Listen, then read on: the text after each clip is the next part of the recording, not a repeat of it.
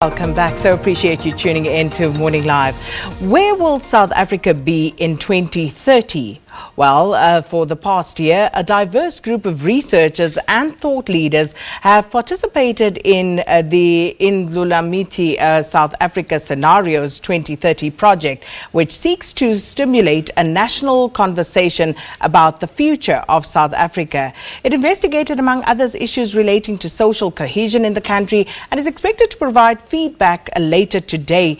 But before we even get to that, one of those who took part in the project is political commentator Dr. Somadoda Fikeni, and he joins us on the line now from our Pretoria studios. And Prof, good morning. It's great to speak to you again.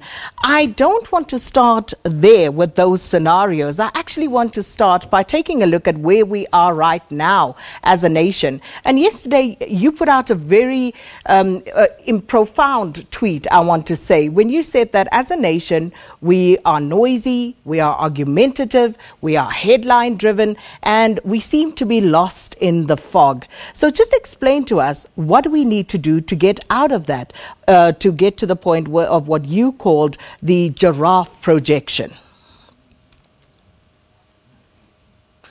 I do think that we need to have an honest and a difficult conversation about where we are in order to make sure that we have a firm foundation about the future we desire to have. In so doing, we would have to be less obsessed with the current issues, less obsessed even with the elections in 2019, because if we are so partisan and we focus on here and now, we would lose the focus on the big picture of what, in essence, is our national interest. And therefore, what could arise from that as the national vision that is broadly embraced by people. And what are the key issues that are recurring, because most of the fundamental issues such as inequality, such as leadership and institutional capacity, such as the woundedness, the resentment, the resistance, which makes it difficult to have reconciliation, are the ones which are the foundation of some of the current issues, but we're merely focusing on the here and now.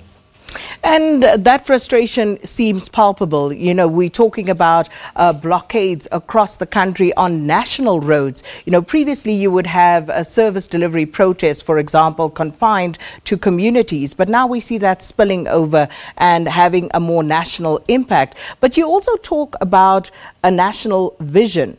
Have we defined, what our vision is as a nation?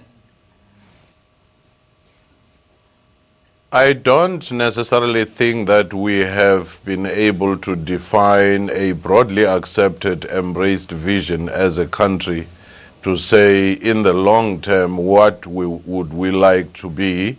And as such, we have had policies, we have had plans, but those tend to have a high rate of turnover. If you think of the RDP, if you think of the GIPSA, SCISA, the New Growth Path, and you think of the National Development Plan, those have been there in very quick succession and very often no broad embrace of those. That's why I think it is critically important to have a social compact which actually gives us a roadmap that is broadly accepted.